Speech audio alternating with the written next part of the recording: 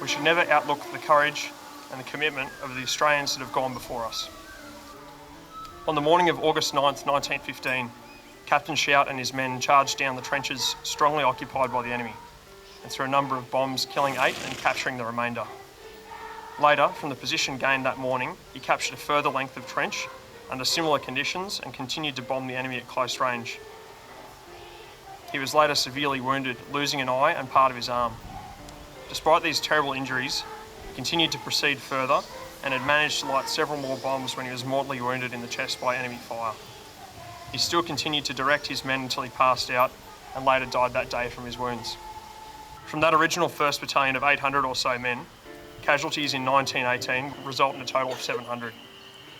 Australian casualties in World War I totalled 59,000 dead and 152,000 wounded, for a population of 5 million. In World War II, we lost 32,000 dead and 100,000 wounded or captured. In conflicts since World War II, we've lost 2,000 overseas.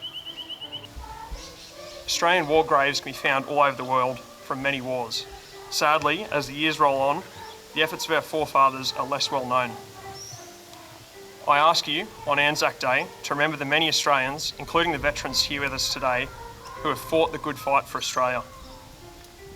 We must treasure Anzac Day as a special day, when we recall with pride the efforts of Australians to stand up together for worthwhile principles. I also ask you to take up the challenge of peace in your own life, remembering the challenges of war faced by the returned servicemen and women. Many problems that we face in our world today require commitment, and perhaps there's a special challenge in your life that appears insurmountable at the moment. On Anzac Day, we should ask ourselves, how would the returned veteran or Captain Shout expect us to face these challenges? If we can draw from the contributions of those who have gone before us, I suggest that the right course of action will emerge for us, that our veterans' efforts will have been remembered in a practical way that would please them. They shall grow, not old, as we that are left grow old. Age shall not weary them, nor the years condemn. At the going down of the sun, and in the morning, we will remember them, lest we forget.